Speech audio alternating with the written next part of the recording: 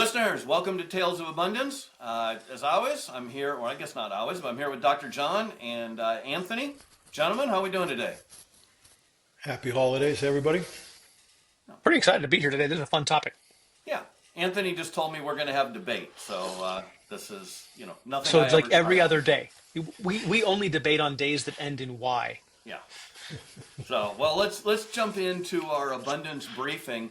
And Anthony, you had questions for me about Bitcoin, so I'm going to just you read an article, and you want to tell people what the premise of this article is, and then what questions you have about it. Sure. Yeah, sure.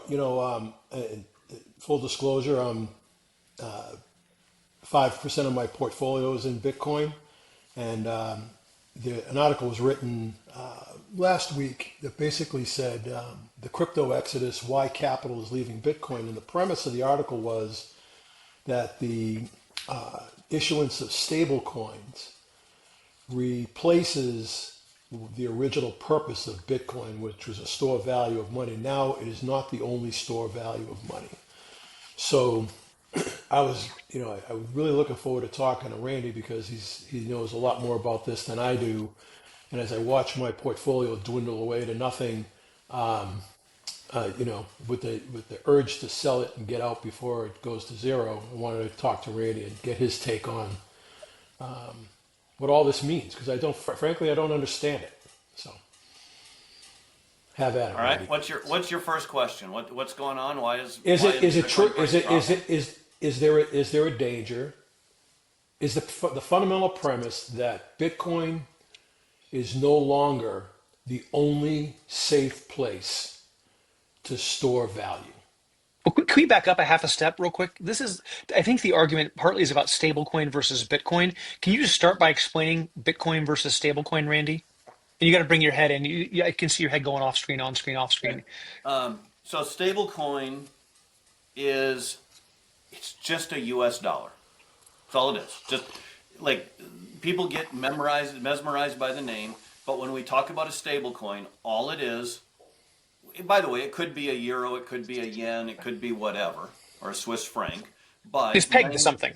99+% of stablecoins are U.S. dollars right now. And all it and this started with private companies. This didn't come from the government. They just started doing this in a way that, okay, they would take US dollars, people would put it in, they would put it on the blockchain and issue a $1 token. They then backed it. By the way, one of the greatest business models in the history of the world, maybe the best. These guys last year, Tether alone, had more revenue than Goldman Sachs, and they have a total of 80 employees. 80 150, employees. 150 according to the last. Okay, well, Just saw they've today. grown. They've grown. So, but I know Still they nothing. were at 80. So, do stable coins have value? Yes. If you live in the U.S., I don't think they have a lot of value. Like, the three of us all have a bank account, right? I think we all have multiple bank accounts. We have Venmo, we have Cash App, we have PayPal. In a lot of ways, a stablecoin is another version of that. It's just a way to send dollars around the world. Where they're really, really useful is in places that have hyperinflation. So remember, it's a dollar, which means it's a fiat currency, which means it's backed by nothing. It's just the government says it has value. Well, the dollar isn't the only one. If you go to Argentina, they had this mass inflation. Now they've got it under control pretty well in the last couple of years. But if they had 100+% inflation, we think inflation's bad here, and it is, right? But they were over 100%. Venezuela a few years ago had 10,000% inflation. Like anything that you had in, I think it's Bolivar, whatever the Venezuelan money is. In essence, if you were a multimillionaire, you were broke in a year. Like if you kept it in fiat. And that is the end of every fiat currency that has ever existed, going back to Kubla Khan. Okay, I Okay, mean, so Randy, real quick, just for neophytes in the room, myself being primary among them, why is Bitcoin not fiat currency? because there will only ever be 21 million of them.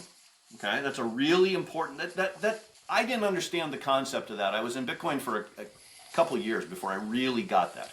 But there can only ever be 21 million. Most of those, something like 20 million plus, have already been mined. And we know exactly when the others will come into play at some point in the Got it. future. Okay? So there is no government that can say, so here's what governments do.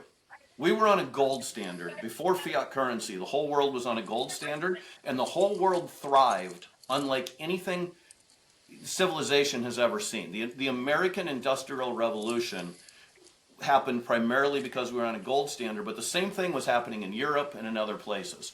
And the dollar was backed by gold. It no longer is. It's just a piece of paper. But what And then happened, one, like World War One happened, and everybody needed money. And first, it was the British that left, right? The pound. Before the dollar, the pound was the world's reserve currency. Well, the British went broke in World War One. So did the Germans, right? We know about the hyperinflation there. But the hyperinflation in Germany with the Deutschmark that really caused World War Two would not have happened without fiat currency, like them being able to just print money and when they print money, that devalues what everybody else holds. okay, so I Okay. took us off Anthony's question. So now back to Anthony's question, like is Bitcoin in trouble because of stablecoin then? Is that Anthony, was that the question? That's what, yes, that Well, is. that's That a, is the that's a simple. question he's getting to. Let's put a pin in that one for just a minute. Fiat currency or a US dollar stablecoin, if you're in Venezuela that has 10,000% inflation in a year, you love the US dollar, right? Here, look at the price, and we don't always, we see it at the grocery store, we see it in stocks, we see it in housing, we see it in healthcare, we see it in education. Prices are going up here. We're like, boy, the dollar's losing value. Well, not in Venezuela, not in Turkey, not in Zimbabwe, not in Argentina. There's a lot of other places where the dollar looks amazing. So is it a tool for those people? Yes, it's an amazing tool. It's also electronic. They don't have to carry around cash. They can send it on their smartphone. There's a lot of benefits in those countries. In America, I just don't see the benefit. All it is you're still losing purchasing power, right? Or as Michael Saylor says it, it's a melting ice cube. Anything you put in dollar. So where Bitcoin is different, one, there's only 21 million. I'm going to go back to that again. It's also decentralized. No government can print it. No corporation can print it. No one person can control the system. And it's math. It's code. They can't change it. It's secured, by the way. It's secured by the biggest computer network in the world. And it's not just the biggest. If you add up Amazon Cloud, all of Amazon's compute, all of Google's compute, and all of Apple's compute, or maybe it's Microsoft. I think it's Microsoft. The Bitcoin network is more than 100 times bigger than all three of them combined. It is the most massive computer system in the world securing it. Okay?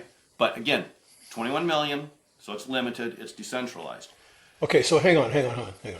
Let me act like I know what I'm talking about. Okay, so let me say it this way. Economics 101, supply and demand drives prices, right? We all agree. Okay, everyone gonna agree to that. Just yesterday, Bitcoin existed. Let's just assume yesterday Bitcoin existed and stable coins did not. Today, stable coins are ubiquitous. And the difference between, my understanding is, the difference between the stable coin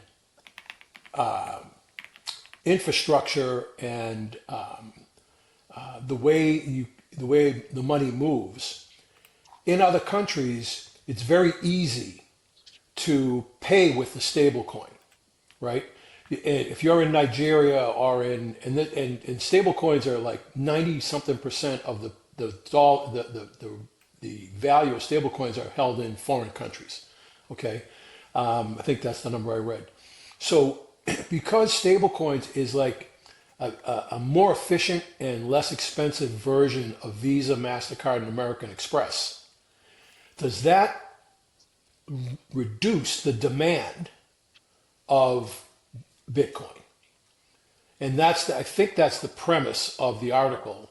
That yes, in the long run, I understand in the long run, United States dollar is going to crash and burn. That's in the Bitcoin, number one slot of why I'm in Bitcoin. The fiat currency in the United States will go to zero at some point, whether it's 1 year or 100 years. At some point, it will. But in the interim, people want to transfer money around easily. They want to buy things. They want to do it inexpensively. It is so. Does this article have at least a short term impact on the demand for Bitcoin? And I think it looks like. I'm not saying there's zero impact. I'm saying it's irrelevant in the large scale. So let me ask you a question. Okay. Does Venmo impact Bitcoin? Good question. I don't think so. Okay. So a US dollar coin, stable coin, is really no different than sending a Venmo transaction. It's the same thing. It's just a different packaging on a withering asset, any way you look at it.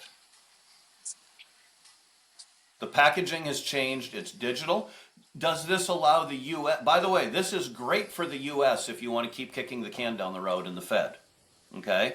Because Tether, as they have all this volume, they're buying primarily U.S. bonds. Now they're taking their massive profits and buying Bitcoin and gold and real estate with it. But if people, for every dollar that people put into the stablecoin, Tether or any of these have a dollar of reserves that are in short-term government bonds. So we are having a problem selling our debt. Bond auctions the last couple of years have been getting worse and worse and worse, and they go down. We just added liquidity to the banks a week or two ago, which is another huge bailout, bigger than 08, 09, that nobody's even talked. We don't even care now. And this is bigger than that. They're going to keep printing money. Like the one thing that I am Yeah. 100% certain of is the U.S. government and every other government around the world, they're going to keep printing money as long as they have fiat currency. The motivations of the politicians are to get elected, stay in power, and you do that by promising free things. You do that by you don't do it by raising taxes. If you want to start a war, you print money, you don't raise taxes because everybody would be against your war, right? And they don't. Inflation is a tax, but it's not one that people can see or sense, or very few people understand. So I don't think, Anthony, this changes Bitcoin's thing at all. By the way, Bitcoin is not the only store of value. I mean, gold. I mean, gold's been around for 5,000 years. If I wasn't a Bitcoiner, I would be a gold bug. Okay. In fact, I was a little bit of a gold bug before Bitcoin. So gold has been doing fantastic. Now, historically, when the gold price jumps, the Bitcoin price follows it within a few months. And it moves more rapidly than gold. And I understand the price is down. But here, I'm going to share my screen.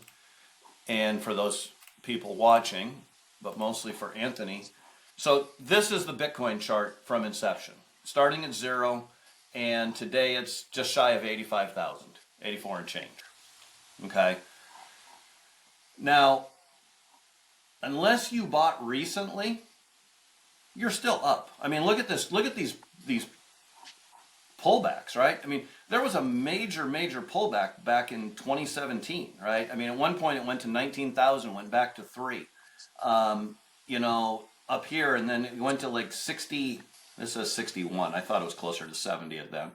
And then again, it went over 100 when the ETFs came out. It hit 126 or something, 122, I think. Yeah, I read the return, the ROI in the last 5 years of the S&P and Bitcoin are relatively the same over the last 5 years. Which is fine. I mean, and I guess while we have only a few minutes left, what do you think is causing what looks like a precipitous drop? Hold on. 5 years ago, the Bitcoin price was 7,000. Now it's 85. So that's a 12x. The S&P has done 12x in 5 years. I'm just again, you fact check me. but I believe it's relatively either relatively the same or I might have read that either maybe it was the Nasdaq has outperformed Bitcoin. I don't want to again. I need to be fact checked on that stuff. But I think it's this year. It's not in okay, five. I don't think it's in 5 years, but I I think think it's so. this year it We'll has. come back to it because this is a big topic that we all need to be educated on. But do you have a a one liner in the minute or two left that we have of why the precipitous drop from 120 to 85? Is there what's the market dynamic that's causing that in your opinion? There's a lot of theories. Okay, I don't know the answer, Anthony. I think Okay, people that say they know the answer, I think they're full of shit. Is what I okay, honestly think. I but think more. that's But fair. I I will tell you what I'll tell you what the theories are. One of the main theories, and you can see this on chain analytics because it is an open ledger system.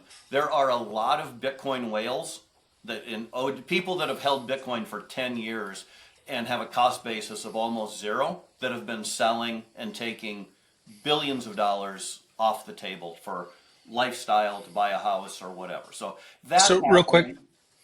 oh sorry, I was going to give you the quick fact check on your to keep going, Randy. I thought you had a break. So that's happening, number one. Number two, evidently there's a lot of tax loss harvesting right now at the end of the year, which is having an impact, and people are doing that with ETFs, etc. There's another theory that's been floating around. I don't have any idea if this is real, but JP Morgan, there's a claim that JP Morgan has a big short, and they have been talking a lot of FUD. And if you know, it's a pretty scummy business. When you listen to what these companies that short, some of them own media companies, and they will literally write articles about the company they're shorting, and they're fake. They know they're fake. Well, I don't think J.P. Morgan owns a. I don't think they own a media company, but they're putting FUD out there, and Jamie Dimon is throwing a lot of crap out there that's anti-Bitcoin, and all of that has an impact. And I've heard three, four other theories, so it could be all of them. My guess is it's about to rip people's faces off.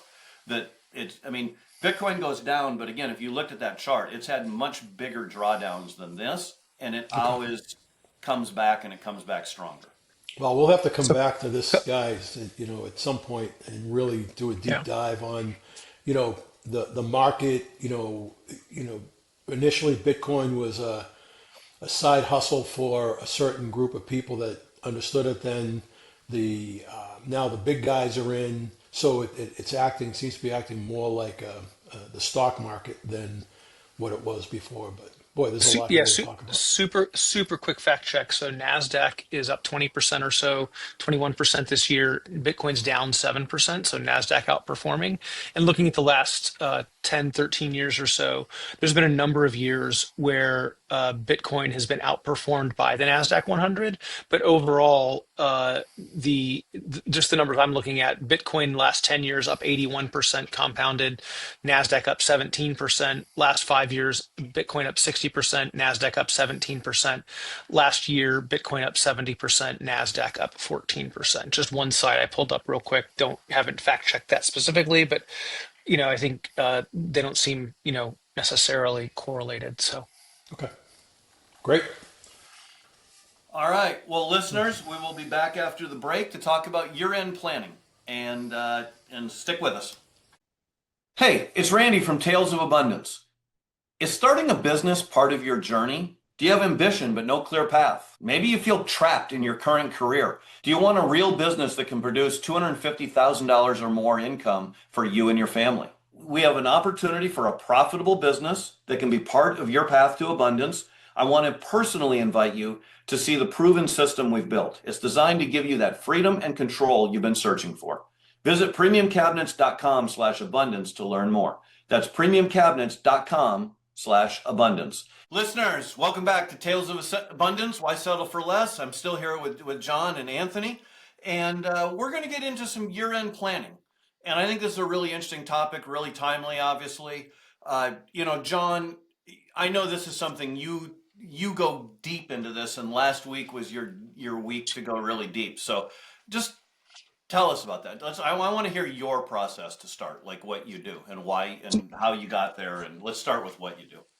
Yeah, last week actually wasn't the week I do it every year is between Christmas and New Year's, and last week was my week to kind of get ready for that. And so there's a lot of things I prep for. But I was sharing with my son who's a junior in college, like I've been doing some form of what I'll call life planning since I was 19 years old. And I know you and I have talked a lot about Tony Robbins lately, but like I think one of the things we haven't talked about is I started listening to Tony Robbins back when I was like 19 years old. And while I haven't listened to him a ton in the last, 10, 15 years, I know you've done a lot of that and I want to get back into it with my kids. There's a lot of this life planning stuff was a result of some of the, self-improvement work that I did when I was in college, coming out of college, to just make sure that I was working on the things that were important to me in my life. And so I've kind of come at it a number of different ways over the last 30 something years. And I've worked with lots of my clients on this type of life planning, both for their personal life and their business. And so I think there's a very large toolkit that people can access, not all of which are necessary and not all of which are useful all the time. Like I've got a big toolkit in my utility room that I use the pliers a bunch and my screwdrivers a bunch, but a bunch of those things I hardly ever use. I just pull the tools out one by one when I need them. And so this is the time of year when I'm thinking a lot about, what happened in 2025, what do I want to have happen in 2026, and how do I make sure that the most important things, actually come to fruition. So, okay, last week you said, I was unaware of this. Okay, so this is interesting. Last week you took a week to prepare for your end of the year planning. What does Yeah, that entail? yeah, a lot of it's taking stock of this year so far, right? So it's like going through and understanding, like for all the businesses that I'm involved with, where are they? How am I doing? I've got 6 weeks left in the year, and so what needs to get over the finish line in the last 6 weeks of the year, and then I look at some of the important parts of my life plan are about like what happens in the event of my demise, for example. I've got like a love letter that my family has with like my will and all those things. And I look at like what needs to be addressed by the end of the year. Like what are the things I have to update? And so, yeah, so it's really taking stock of 6 weeks left to go, and what needs to happen for the next 6 weeks, and then what are the questions I'm going to be trying to answer between Christmas and New Year's to get my goals set for the following year. I spend a lot more time on this than most people, and I don't recommend that people dive into it with the level of time investment that I have. I don't think it's necessary for most people or desired by most people. I do it because it's something that I enjoy doing, and I find that it takes pressure off of me, doesn't put pressure onto me, and so I don't recommend that people take on a process that puts unhealthy pressure on themselves. Can you give us a couple specifics, like things that you know? What came up last week? Can you give us a couple specifics that apply to you this year? Yeah, I think for me, one of the things I really want to be thoughtful about next year is like where I invest my time with my family. Like, what are the conversations I want to be having with each of my children that about their future that they're excited about? So not me pressing kind of my life planning onto them, but my daughter has some things that are really important to her, and so how can I support her in those conversations? And my son, my 20-year-old son, has a different set of things that he's interested in. How do I support him in those conversations? And then my 14-year-old son, who's about to be 15, how do I have a different set of conversations with him that are age appropriate and the conversation. So that was a big part of like what are the things I want to be doing. Then there's a couple of experiences as a family we've signed up for next year, and so those experiences I want to make sure that we get a lot out of those experiences, but I don't want it to be so intense and over the top that they don't enjoy. Like we're planning a trip, and so I want to make sure this is a big trip for our family, and so I want to make sure that we go in and we have all the right anticipation and fun, but I don't want it to become work for them. So it's important for me to have the fun that I want to have, anticipation, growth, getting ready, but I don't want to saddle them like with so much of that it becomes a chore to go on this really great trip.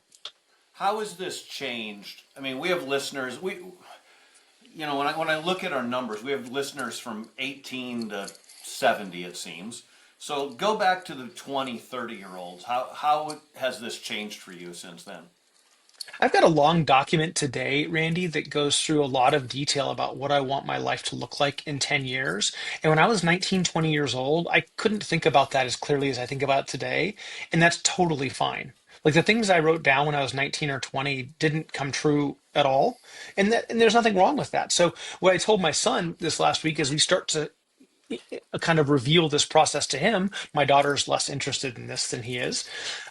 is like, you don't have to be as meticulous. Like, just start to put ideas down that are interesting to you and just start a list of things that are interesting to you. So, when I talk about people finding their purpose, the four questions you heard me talk about for years: Mhm. what are you great at? What are you passionate about? How do you want to spend your time and treasure and talent? How do you want to spend those things? And then what mark do you leave on the world? Like, what mark do you leave on the world? He's like, I don't know. What are you good at? Well, I don't know. Well, there's a few things you're good at. Let's just talk about, and then what things are you passionate about? Well, I don't know. Well, let's put the things you could be passionate about. And there should be lots of grace for people who want to just try things on early in their career, is my view on the world. By the way, John, you mentioned this exercise. We did it in our group like 5 years ago. I'm holding it up for the camera, but literally, I just saw it sitting. It's sitting in front of me. It's something I still reference every now and then. I Yeah. probably should update it, but it really is a great exercise. Those four questions and putting them in the four quadrants. So it's something I still look at. Like I said, I Well, don't know we're how many years ago we did it. and we're lucky to be part of a friend group that, like, we can talk about each other's for questions, right? Right. And talk about what, and people miss it, right? Like, I had someone recently who was like, hey, can you help me with mine? I was like, sure. They wrote them down and they sent them back to me, and I added a whole bunch of things they were good at, and I added a whole bunch of things that they'd shared with me they were passionate about. And so now the key to that is, I wanted to be clear that I wasn't like projecting my wants and needs onto them. That's really an important part of this. But I was able to kind of help them see themselves in a way. And I have other friends who've done this with me, that I look back at these things, we did it 10 years ago. And so a great way to get started is just four blank pieces of paper, and just start writing down, like, what are all the things I think I'm good at? And that means naturally good at, or skills that I've developed over the years. And then what are the things that are important to me? What am I passionate about? And then how do I enjoy spending my time? And then what things do I want to do to change the world? And I don't think change the world has to be like, fix global warming. I think change the world can be, I want to be a great friend to five people, right? Or like, it can be something that people could judge it as big, or people could judge it as small. And I think that's just unimportant about somebody else's judgment. I think it's really important to get excited about the mark you want to leave on the world, because that's what makes you feel a sense of inner peace inside.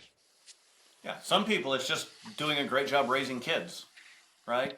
Some people it's just being a great partner and not having kids. Some Yeah. people, like I think it can be anything, and judging it as big or small. The butterfly effect is such an important effect. I think about this saint whose name I can't remember, who wanted to have this massive impact on the world, and he went out to be a missionary, and he ended up getting killed by the people he was trying to be a missionary to, and probably, I'm guessing, died thinking he was a failure. And 40 years later, his writing was brought out to the world when they found his writings. I can't remember, maybe in a cave or something. And he became a saint because it impacted so many people, but never in his lifetime. So I'm really cautious to, like, get people shoulding on themselves. Like, I should want this, I should want that. I don't think that's super helpful. I think, finding kind of an inner sense of peace about the way you're built is generally the encouragement that I give people. This is all really good advice, for sure. But how, when you don't have a peer network, when you're in, a crisis period, what's the, you know, many people are, you know, insulated. They're on their own, and they don't. I don't know of many people who do what you've described. Why is that? I mean, it makes. I mean, and first of all, a survey of one. I'm one of those people. I'm not a planner necessarily in the way you are. The way I plan is vastly different than that. I've always been more of a what's tomorrow going to bring kind of Sure. guy. And I think a lot of people are like that.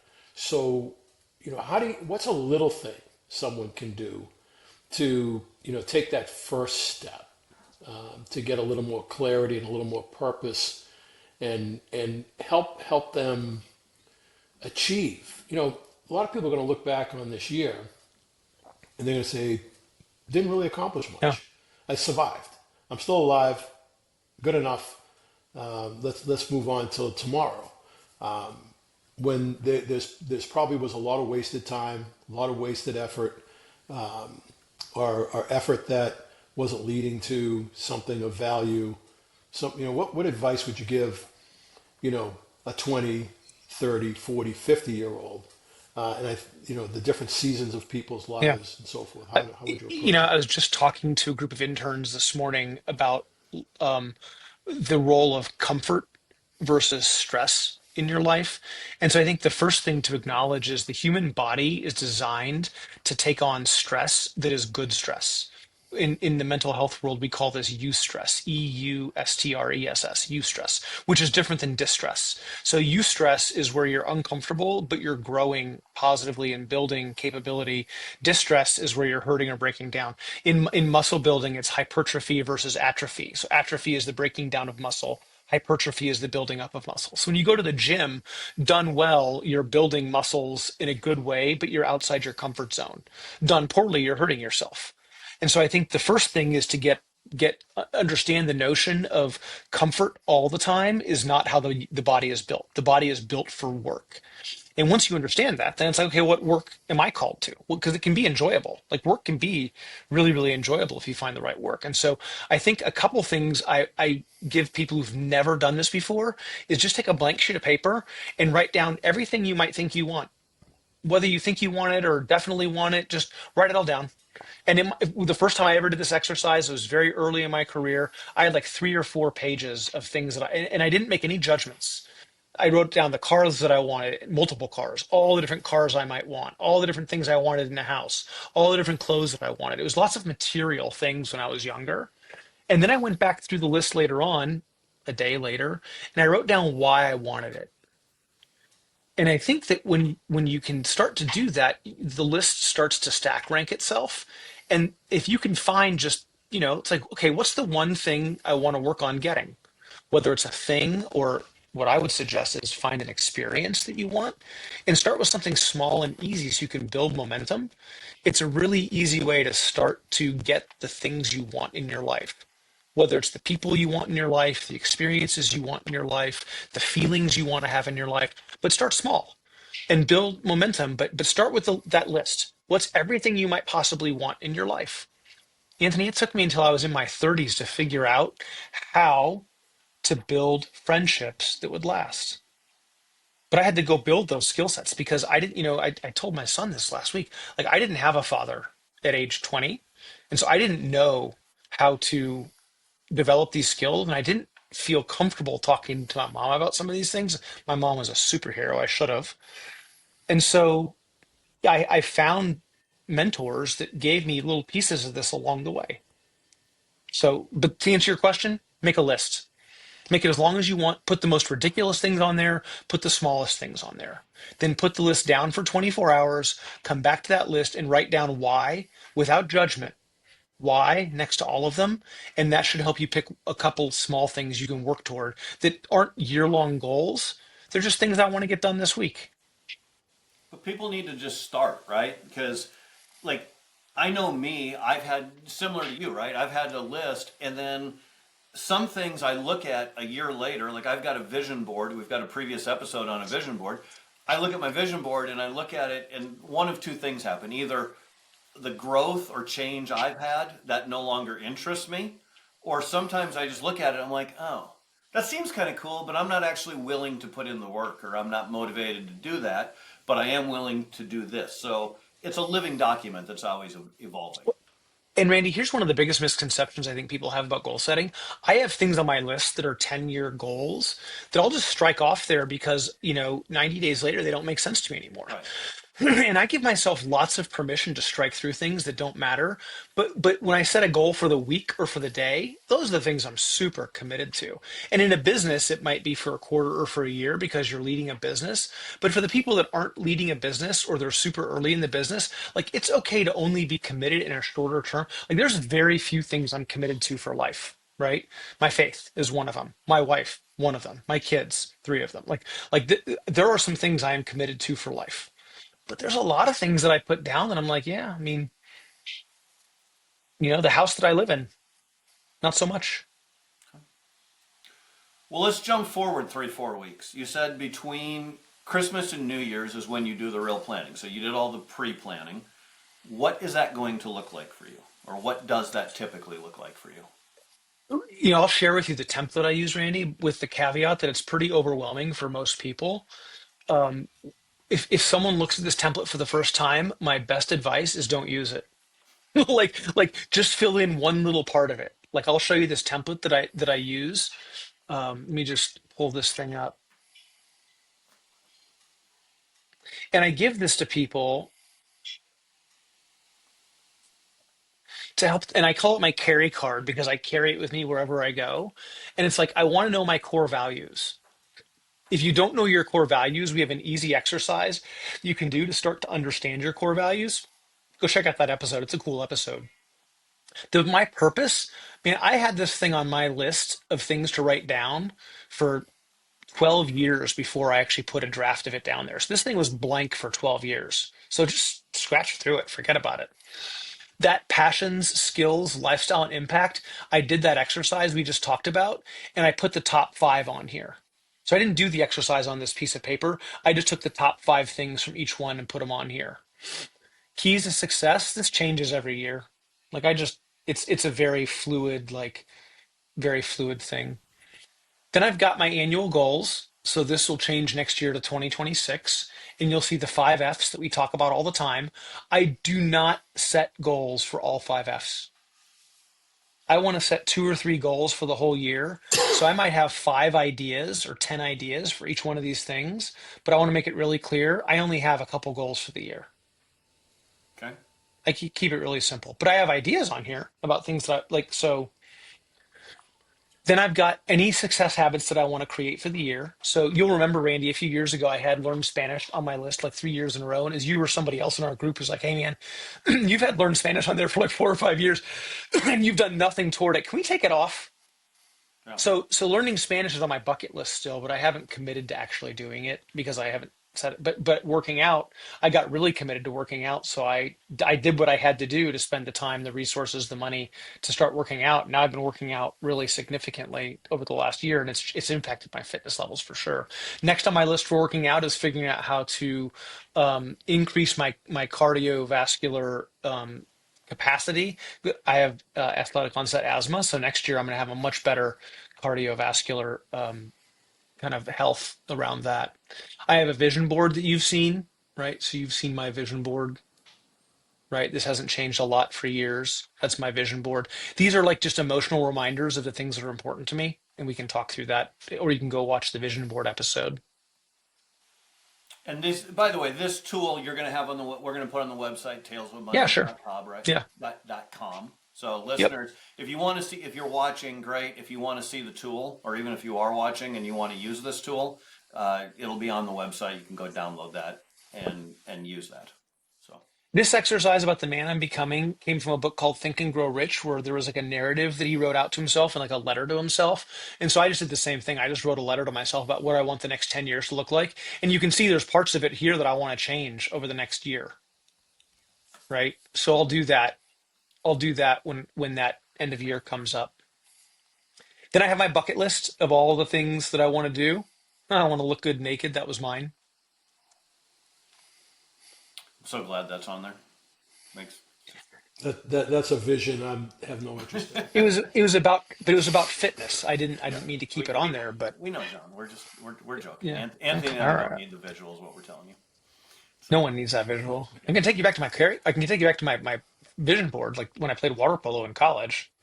so okay. So this I can see how this is overwhelming, and my advice to people would be if you're going to use this, just start on it this year. Get some done, and then you can add to it over the next Or, years, decades, or whatever, while you figure out what works for you. Right?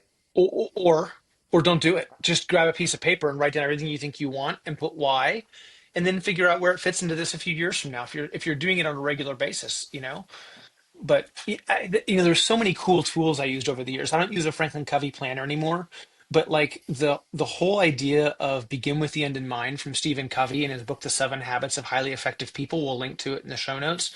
And then there's a book by Covey and Merrill called First Things First, which broke out one of the chapters on planning into an entire book. Like I did those things early in my 20s, and it really helped me get into a rhythm of planning each and every week. And I know that you guys make fun of me for how much planning I do sometimes.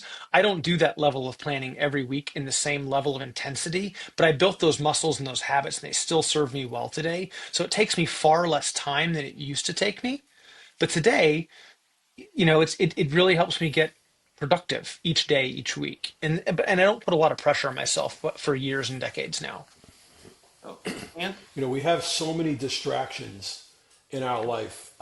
Far more comes at us every day, whether it's social media, TV, information, pressure, the uncertainty that exists in the world, period, and around us, whether it's personal uncertainty about your work, your job, your health, or that of people in your life, that some amount of time spent cataloging and planning seems more important than ever at this point. So I'm going to make a Because if you, yeah, I'm gonna plug Anthony. gotcha. So when I got overwhelmed by this process, because I did get overwhelmed by this process at one point, I tried to go through and read about like how the most successful people in history did this regularly, and journaling was the thing that I came up with. Like people journaled, and so I took everything I could learn about journaling from leaders over the last couple hundred years and said, what were the things they put in their journal?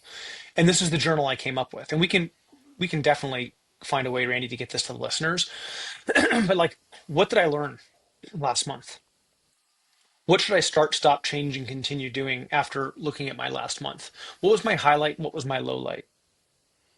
And then I go through and say, okay, well, based on all of that, what are my goals for next month? And then winning the day is what habits do I want to improve next month? And it was what I learned was that big changes in habits over a month were not a good idea for me. Tiny little changes in habits were a great idea for me. And so I picked no more than 5 goals and a couple habits. And then I put win the day up top, and I'll show you why. Because and this is my list of things I wanted to put on my list for later, like just things I want to think about later in my life, but not today. Then I had this daily journal where I said, okay, here's the date. What am I grateful for? Did I win the day? So did I do more than 70% of my habits? so I learned that from Tim Ferriss. Tim Ferriss was like, pick 7 things and do 4 of them every day. Then I just reminded myself what I wanted the future to be like next week, next year, whatever, how I wanted to feel, what I let go of, what I chose instead. So, like, I release judgment of myself. I choose to be graceful with myself. I forgive myself. I was always the person I forgive the most often. And then, Anthony, what was I going to do today? What 3 things did I want to get done? And if I did this every day for 30 days, and then went back to the end, at the end of the month and said, what did I learn? Man, it was a really powerful. I've never ever given this journal to someone, had them do it for 30 days, have them come back to me and say it wasn't worth it. Like I've been doing this for 15 years now, and every person who I give the journal to who does it for 30 days comes back to me and says they've changed their life for the better. Some people a little, some people a lot, but if they do the whole journal for 30 days, life changing. So, listeners, 2 things. Go to the website. John will have a link on there as well to how to get a hold of that. And so, John, you get, again, the planning document, fantastic. The journal, fantastic. I've used it myself for years, although I'm inconsistent. Sometimes I do it every day for 6 months, and sometimes I don't touch it for 3 months. But Which, by the way, totally okay. Totally okay to do that, right? yeah. So, okay. So, listeners, I'm going to put that out there as your aspirational goal, right? Yep. But I also realize that's probably too much for the average person. So, Anthony, I'm guessing what you do. Can you tell listeners what you've done for planning, or just that I think maybe will give people a different jumping off point? Yeah, so I'll give you an example. So I'm not great at it, as I said earlier. I'm not the bellwether here. Yesterday, in fact, I downloaded an app on reminders or tasks or something. I can't even remember what it was. but I went out for for a walk, and on the walk, I ended up with 25 tasks that I've got to get done this week, and they're all really important. And what struck me was, man, that is just way too many. Should have been on this before. How did I forget about that thing? Jesus, I got to schedule that for sure. Time is running out on this one or that one.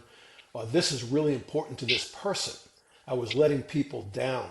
I was going to let people down if I didn't get things done. So I was always a to-do list kind of person, but always things that I could see directly in front of me, like what's that car going to do in that lane, kind of guy. And the reason I wanted to have this discussion was from a self-improvement perspective.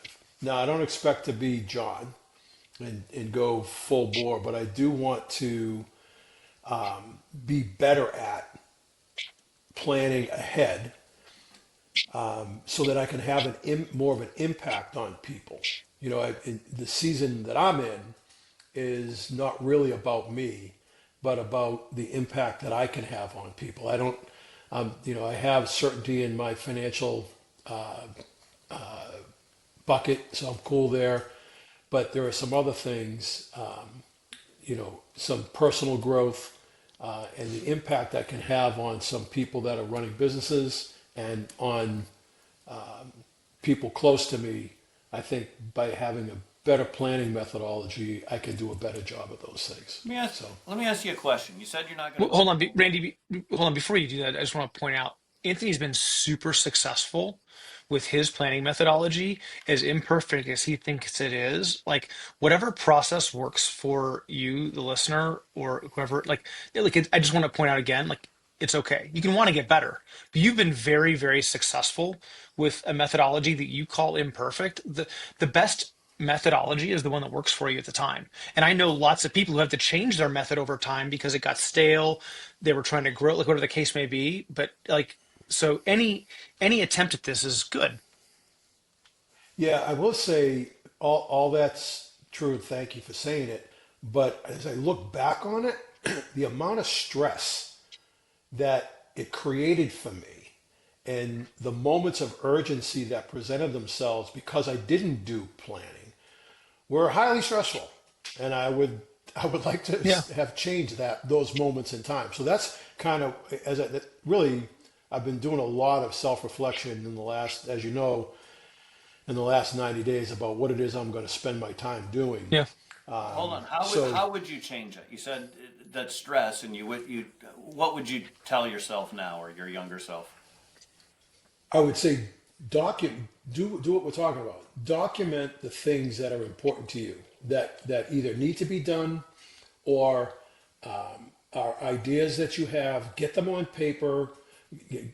There's plenty of tools. Use whatever. Use your scratch them into your desk. It doesn't really matter what you do, but keep track of stuff. Hold on. So many things. I do want to point out, though, it's really important, Randy, that someone picks a system because there's a lot of evidence that says if you have several systems or work through and change your method all the time, it produces more anxiety versus having one particular system that your brain can rely on reduces anxiety. And then having goals that are too big can cause anxiety. Right-sized goals can reduce anxiety. So there are some things you can do to make your life better. There's also some things you can do to make your life harder. And there are a ton of tools. So you can, Wrike and Asana, which is what I use Asana. Monday, I've used that before. You can use really sophisticated CRM systems. You can use Google Reminders or Streaks is a great one. Like, there's a ton of these things.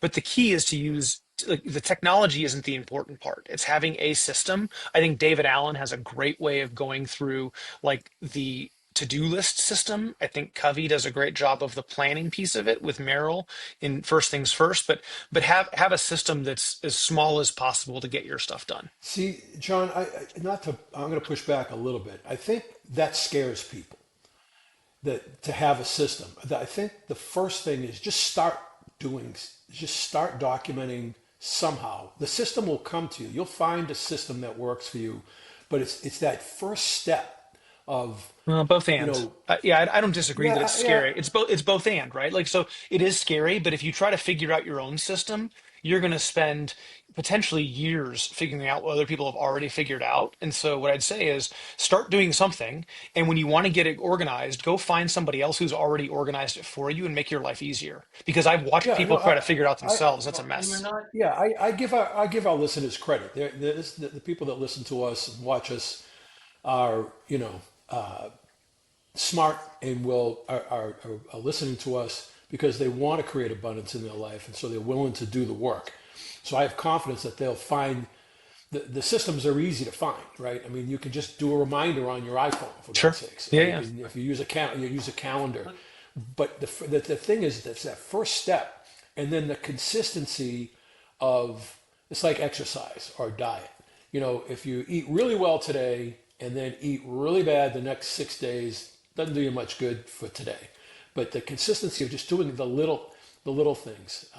well, now you've just one more thing we haven't talked about today, which is goals versus habits. I think those are two different things people work through. And so, again, great book, Atomic Habits, talks about the way you improve your habits. Different Mhm. than so goal, I typically think of as something I'm going to do once. A habit is something I want to be a lifestyle improvement for me. And so and helpful to improve those things differently. Well, but they're interlaced, Mhm. right? That's right. You're not gonna achieve a goal if you don't have good habits around the things necessary to achieve that goal. So, and your earlier Yeah. point about setting, you used to call it shortening the runway. Mhm. You know, setting a goal very close to where you are today instead of, you know, Yeah. you know, flying to Hawaii. You know, you got to get off. You got to get the plane off the ground before you can get to Hawaii. So I think that's the advice that I would give people: is shorten your runway, and then over time, your runway will get longer. Your destinations will be further out in the future. They'll be bigger or different. And as you said earlier, which I think is the most important thing, things change. You know, your environment changes. You know, family's health around you changes. Their economic conditions change. They have babies that weren't planned, and you know all those things. So that have an impact on you Yeah. personally. These are stimuli. These are pokes. These are punches in the mouth. These are all these things that you got to be aware of, and then things get crossed off and added you to that list. Yep. look. I mean, everybody's got to figure out what works for them. I'm thinking about my planning, and when I was young, I was much more like John, right? I don't think it was quite to that extent, but I was really detailed in my annual and monthly and quarterly planning, and I really like went deep. Well, and then I went, when I was playing poker, there wasn't so much planning, and I kind of got, and I went back to that. But I've found as I've gotten older, that's not what's best for me. As I've changed, I don't necessarily thrive on that. And some of it, like the to-do lists, like having a list to me is it's just not effective. And I know that it is for a lot of people, but I, it's not Randy, helpful. hold on a second. This is really important because building muscle, sometimes you have to do things to build the muscle to figure it out to get there.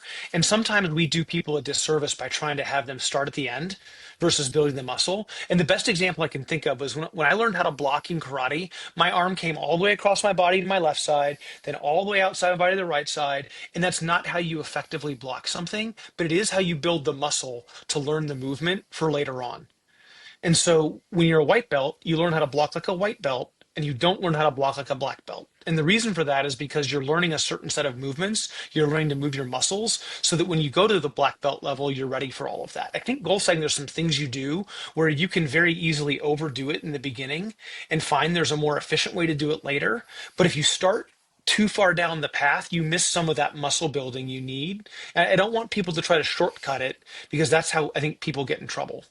I don't think I was talking about shortcutting. I was talking about what works for that individual, right? Like to-do lists have never been very effective for me. They just never, even when I was younger and I did more planning, they work for most people. I'm not it, right? So I figured it out. I became less goal and more directional.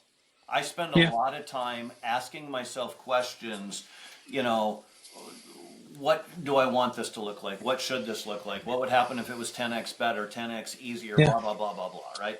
I spend time thinking, contemplating, asking questions to figure out my direction. And Yeah. then one of the changes I've made, and I know, by the way, the book Traction is great for people running a business.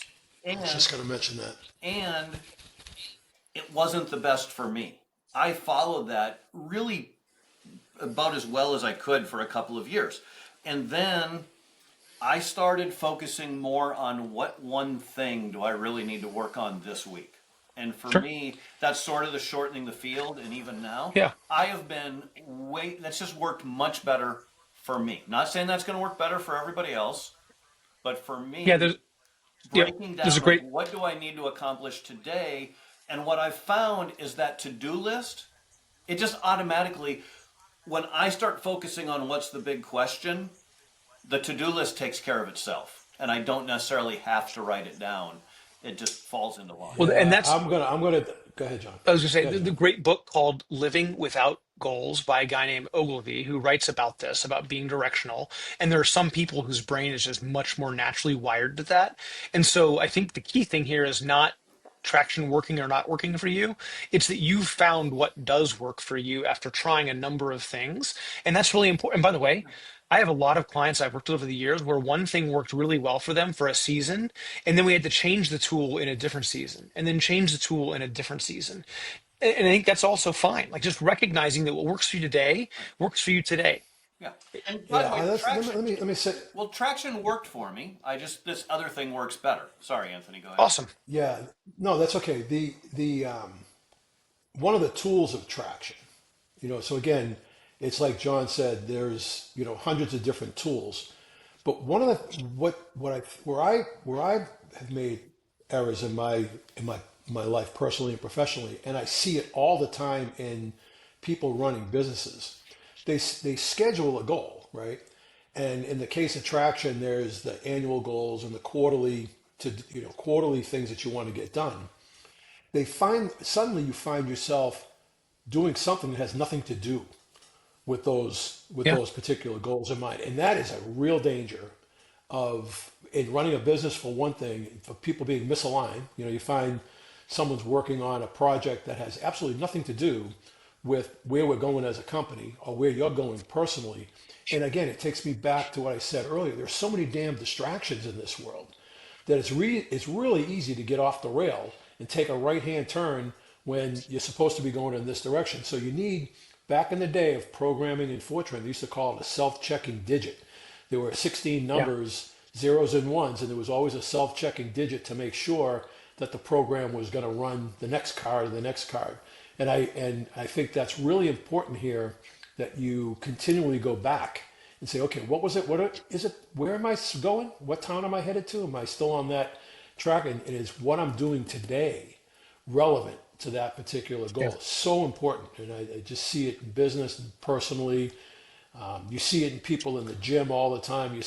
I love going to the gym because you're watching people in all different states of health, and the exercises that they're doing make absolutely no sense to what their goal should be. It just Well, doesn't but jive. again, and I think that's the thing, right? People are going to have different goals for different reasons. I remember being in therapy years ago, and the therapist was talking to me about like the life of an artist, kind of how different that was from the way that I viewed life. And I had a real appreciation for the fact that my way wasn't the way.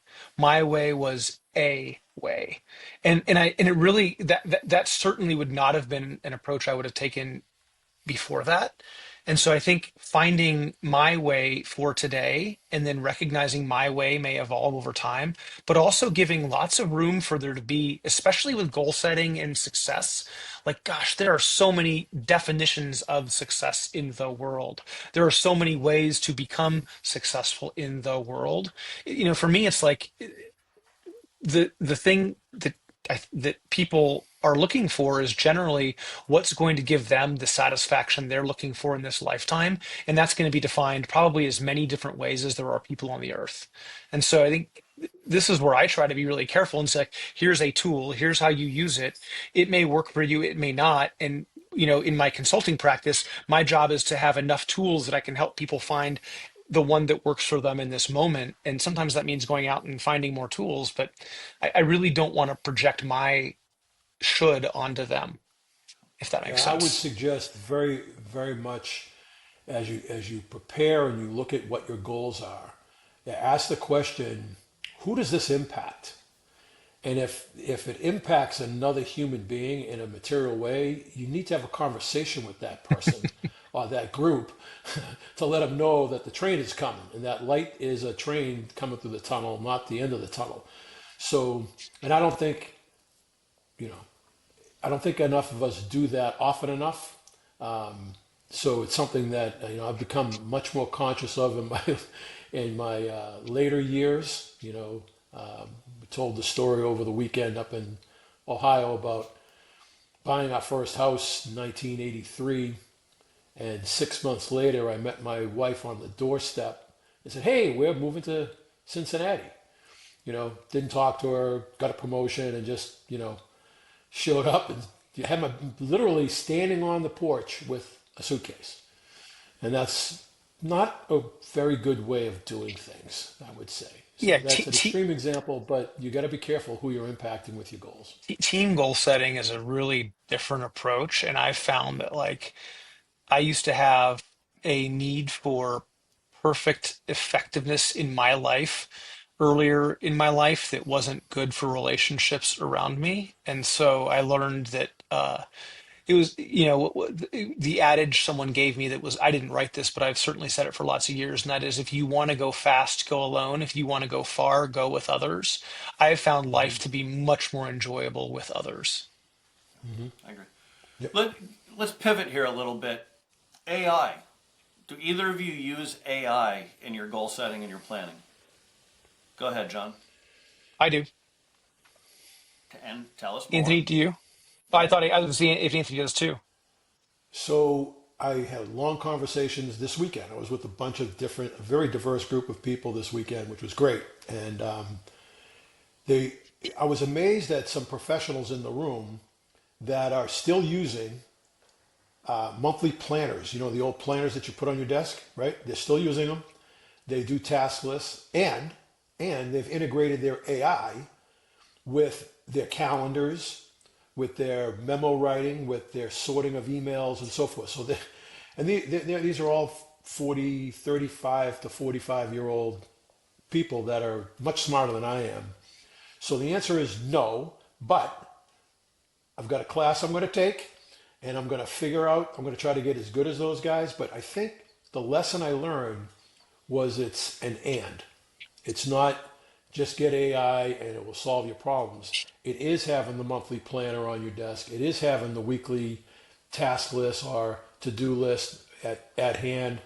And it's using technology to coordinate all that, to send reminders, to do invitations and all kinds of cool stuff that they're doing that I'm not. And so I'm kind of excited about that, to learn more about it. So I may be calling on you guys for some help in addition to this class I'm going Yeah. to take. John, how are you using it?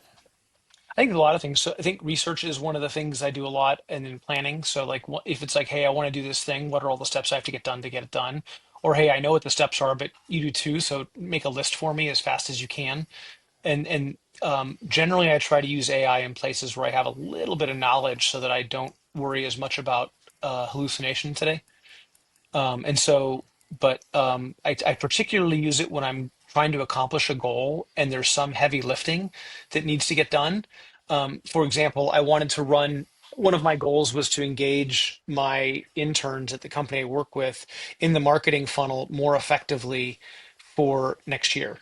And so we had a kickoff meeting this morning, and I wanted to show them a visualization of what a marketing funnel looked like, and then what the revenue cycle looked like inside of a business, and then draw that back to the company goals. And so, where that might have taken me hours of prep before, AI spit out some really nice infographics in a period of about 10 minutes today, so that I could go through and deliver that content really easily. So, it's about planning.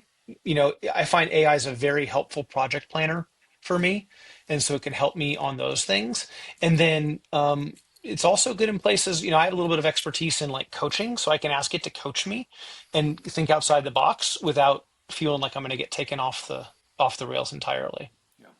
So I have been using it a ton for that. I think you guys know, I have been building a Randy clone. Just what we need is more of me, but I have been teaching it to, like, I literally told it, here are my beliefs, here are my values, right? So a lot of the things John has on that document, I may not have them written down, but I did write them down. I put them in AI. I went so far as I gave it my disc profile. And I gave it a disc profile from 12 or 14 years ago, and I gave it the new one showing it that I just took 6 months ago. Or So for listeners, that's a styles behavioral styles profile that tells people, it gives people a map for how people behave for better communication with one another, generally speaking. and by the way, before I did that, I thought about that specific step for days because I wasn't sure I wanted to give the AI that info. Like there's a level of vulnerability because I didn't just give it to it. I said, look, you want to understand me and how to motivate me and what buttons to push? Here you go. I gave it the fuel it needed to know how I think and manipulate me. And I'm still not 100% sure that that was a smart decision, right? Like I am training our future overlords to, you know, Motivate. Yeah, Randy. So that's beyond a Randy clone, right? That's like a Randy life coach, which is yeah. great. So what I do now every morning, this has become one of my habits very quickly. I log in and I check in and I've got it. It asks me, what did you do yesterday? I usually just start out by telling it. And it's like, great, you knocked these three things off your list. You got halfway through this one, whatever. And it goes through just a whole bunch of process, but it knows what are my main focuses, what is it that I want to accomplish, and there's things. There's my day-to-day business, there's the book, there's the podcast, there's all these things going on, and it helps me prioritize and figure out what is it today. Like I want to walk away, it tells me, and then I say yes, that's okay, or no, it's not okay. Sometimes I change it, but it's pretty accurate, right? And I have trained the living crap out of this thing. It has access to my email. It has access to my calendar. Even one of my habits as I'm driving down the road or doing something or out for a walk, and I will write a text or more often an email to myself. Now I've literally got it where I send the email to Randy Clone in the subject line, and it knows to go in and apply that wherever it is. I mean, it really has become a coach, but it's really become very, very quickly very instrumental in my planning. Okay, we need an episode on just setting up AI support systems for professionals. Like we got to do that soon. Okay, yeah, it's great. So, I mean, it's a complex topic, but yes. Love that. So let's put a bow on this thing. Any last takeaways or advice or things that you say, oh, we should have talked about this? Plan something small, do something small, like change the inertia to be pointed in the direction you want your life going. Do it small. Doesn't need to be big, just do it small. What do you want to get done this week? Just make it a little bit. Mr. Marino? Have a sense of where you want to be in whatever time frame works for you. It can be in the next 20 minutes, it can be in the next 20 days or 20 months, whatever works for you, but be consistent. Build on it, take your time. Don't, beat yourself up if it's not perfect or it doesn't look great. And the last thing I would say is, and I've had this luxury over the last 6 or 7 years, talk to somebody else. Get out of yourself and just find one person. Not You don't have to find a group. Just find a person and run some stuff by them and get some feedback. And I think my final thing is just find something that excites you, something that gives you a reason to get out of bed in the morning, and just figure out how to get that done. So just find something you're passionate about. So, gentlemen, this has been great.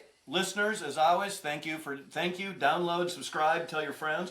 I want to do a special shout out. I was looking at numbers and we're growing fantastic. So all of you people subscribing, the viewership is growing and growing. And in particular in the Netherlands, 20%, you guys don't think know this. 20% of our audience is in the Netherlands. We are growing faster there than we are anywhere else. I don't exactly know No, why, but whatever we're thank doing, you. it's Yeah, working in Amsterdam. thank you very much. We Well, appreciate that. they've had legal marijuana for a long time, so I'm not exactly sure if there's a correlation or causation there. So Whatever, we'll see. How about whatever just works. how about just thank you, and keep listening, Yeah. please. And keep telling your friends, tell your neighbors. Again, there'll be a couple of tools from today's episode that John is kind enough to put on the website that you can download. Go to talesofabundance.com and everybody have a blessed day. Listen and subscribe to the podcast wherever you get your podcasts. Click follow for more content like this, or go to talesofabundance.com to join our community and get free tools.